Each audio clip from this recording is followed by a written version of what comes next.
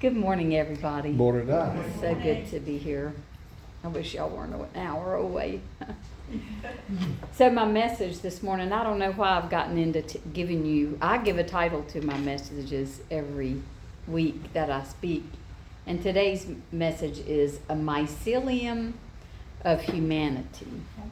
Ooh. And I'm invoking the voice of my beloved William James. If any of you know him, he is considered the father of modern psychology, and he is one of my many guides. I realize a lot of them are just in books because they preceded me by years. And if this wasn't so long, I might have it as a tattoo, but this is one of my favorite quotes. I'm done with great things and big things, great institutions and big success.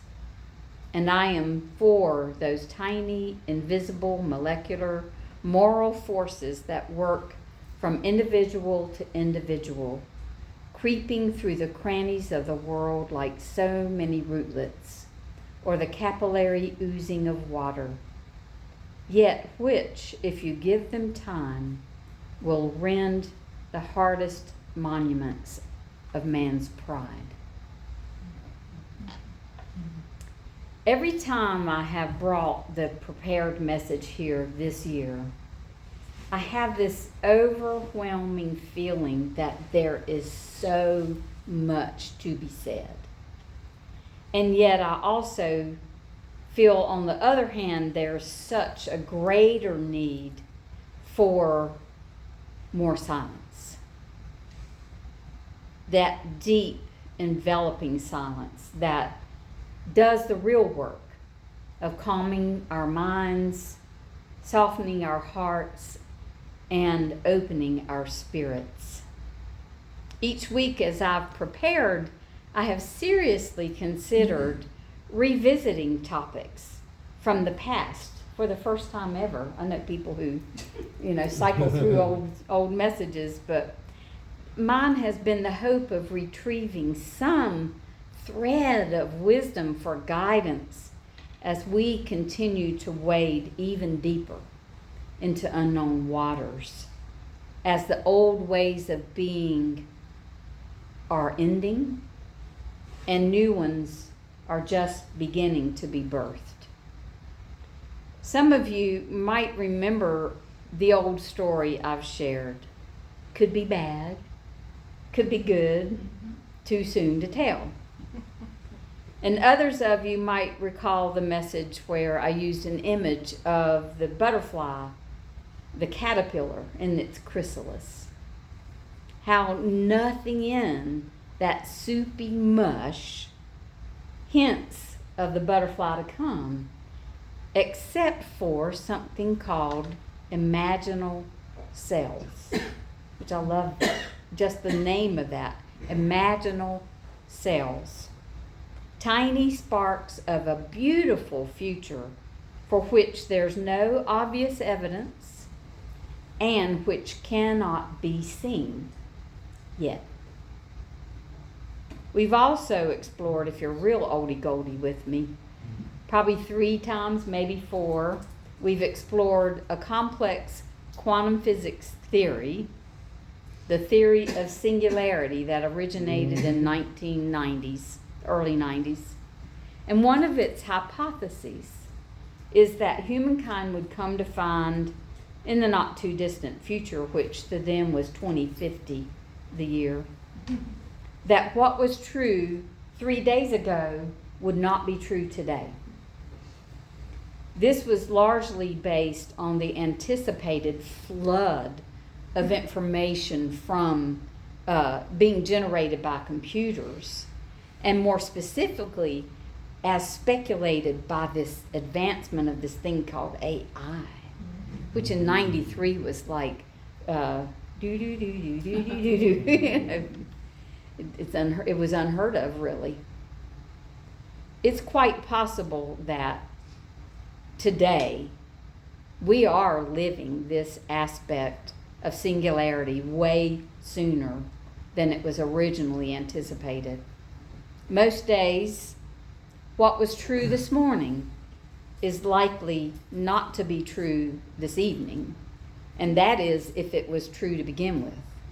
And we found with AI, we don't know sometimes. Yeah. This is so much so that I have found it tricky to prepare a message for worship in the week before and have it still be relevant by the time we get together. I heard the song, "These times they are a-changin'." But I keep coming back to this nudge that there are insights to be gained, even from the mustiest of messages. And there are threads to be retrieved from the past, threads that feel more important than ever as our familiar world frays and unravels. Today I want to weave 3 of those threads with you. I strongly believe that these 3 facets of life, nature, community, and imagination, are essential for shaping a bright future from the remnants of everything we treasure. Just as the caterpillar's transformation within the dark chrysalis inspires us, the natural world offers so many examples of how we humans could tap into our imaginations and live more fully and deeply rooted and grounded in community. I want to start with the beautiful redwood forest. And to be more specific, I want to start with the sequoia redwood trees themselves. But to go even deeper still, all puns intended, let's go down to the roots of the redwood trees. I have to tell you though, I can't even say Roy Rogers. So for me to talk about redwood roots is really, it's like I did this to myself, okay? But I'm wondering, how many of you, who has walked through a redwood forest? Oh my gosh, a good number. I've added it to the top of my must-do list. I've never been, never seen it. These majestic trees are the tallest trees. They're actually the tallest living beings on the planet, which I love. We don't think of trees being living beings. They tower up to almost 400 feet in height, which if you're a football fan, that's way longer than a football field. It's about the height of a 40-story building, if it was 10 feet per story. The oldest sequoia fossils date back 145 million years, back to the Jurassic era. We're talking dinosaurs. Talk about resilience. Now, one would think that trees so tall and so massive would have roots that spread equally as deep and wide, hundreds of feet below and around the trees. But that's only half true. A redwood's roots are surprisingly shallow, reaching only about 6 to 12 feet down into the ground. That's barely 2% of its height. I was trying to imagine what would my feet look like if they were redwood roots. They'd be so tiny. These shallow roots do grow widely, though, intertwining just beneath the surface with the roots of the surrounding trees. They stretch even further beyond to neighboring redwoods and form an expansive network of roots. This network, this weaving of their roots, provides the trees substantial support against the powerful storms and winds that are a constant in their environment. But this network does more than anchor the redwoods. It allows the trees to share nutrients and water in times of lack or scarcity. When a drought strikes another part of the forest, neighboring trees send essential resources through their root system. This community of trees cooperate in the survival of the entire forest. Because of this unseen web of roots, all the trees in the region are more resilient. They're better adaptive to threats and drastic conditions. The redwoods tell us strength does not come from towering over or powering over others, but rather from the depths of our interconnectedness. What if our lives were like that? What networks could you be rooted in, or maybe you already are rooted in, even if it's on the surface or just below it? What networks create stability and resilience for you as well as everyone else in the network? How might those conditions be nourishing when life is scarce and dry? The redwood roots symbolize how we can create deep, horizontal networks of collaboration for mutual strength and support. And just as the redwoods rely on the unseen network of roots, we rely on Spirit's power of imagination to root us in the possibilities beyond what we can see today, whether it's true or not. Redwood trees aren't the only living beings quietly forming invisible networks beneath our feet. On the microscopic level, within the soil, fungi, as in the plural of fungus, not Steve Martin. Fungi weave tiny, invisible threads called mycelium. And just as the redwood trees share water and nutrients, fungi share with each other the minerals found in the soil and in the roots of trees. They also break down what no longer has life back into usable nutrients. But that's not the only benefit of the fungi network. The trees that host the fungi actually utilize fungal threads to communicate with each other. Throughout the forest, they send electrical impulses via the web of mycelium. And I like to say we think humans came up with the World Wide Web. Think again. But through this hidden network, trees can detect when another tree is distressed or diseased and send it extra resources. Can you imagine?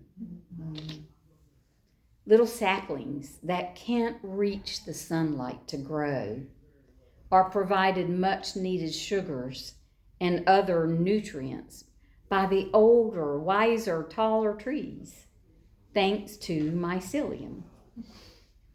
This relationship between trees and fungi is not competitive. It's not capitalistic. It's not parasitic. It's mutual. The exchange of life-giving nutrients through the threads of mycelium feed the fungi as well as the trees. Through their interconnectedness, the trees and the fungi sustain one another by exchanging what the other cannot produce on their own. It's a win-win situation as they thrive together because of their differences. Well, nature shows us time and again that there is more to life than meets the eye. In the caterpillar's chrysalis, imaginal cells form the blueprint for the butterfly's transformation. They seem invisible, even impossible, until one day, they're not. We are called to be the imaginal cells of spirit within our communities. We can hold the highest vision of what is not yet visible. Imagination is Spirit's way of inviting us into what could be, bringing the impossible into existence. It's how we dream of ways we might live more rooted, more grounded, more connected. The hidden wisdom of the redwood roots and the fungal mycelium remind us that together, with those who are familiar and those who are completely different, imagination and connection combine to create resilience and support. If a forest can share water, and fungi can share and sustain life through invisible networks, what might we share if we dare to imagine a world sustained by spirit, whatever it's called, and held together by connections? The deeper truth is that we are all intertwined, root to root, thread to thread, heart to heart.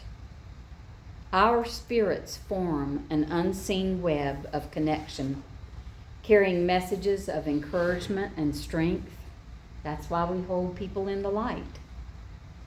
And like the caterpillar, we hold within us the seeds of possibilities that sprout to life when we trust that imagination itself is the work of spirit, reweaving what is yet to be. So, I'd like to challenge you. In the coming weeks, I'd like for you to reflect not on what's failing and falling apart. In the stillness of your heart and the cool of your mind and spirit, I want you to focus, even just for a little while, on the best of what is possible. What hopes do your dreams hold? Tap into the gift of God's imagination when you consider what a brighter future for humankind might look like. I think of the 70s book, That All May Be Fed, when I think of the brighter future of humankind. As the poet Emily Dickinson wrote, I dwell in possibility. A fairer house than prose, more numerous of windows, superior for doors, of chambers as the cedars impregnable of eye, and for an everlasting roof the gambrels of the sky, and of visitors the fairest, for occupation this, the spreading wide my narrow hands to gather paradise. May we dwell in possibility as we root ourselves in spirit and imagine the interconnectedness of communities. May we be woven into a mycelium of humanity that cultivates a shared vision, a dream of paradise on earth, where a tattered world is reborn and gathered whole. And so it is. Amen.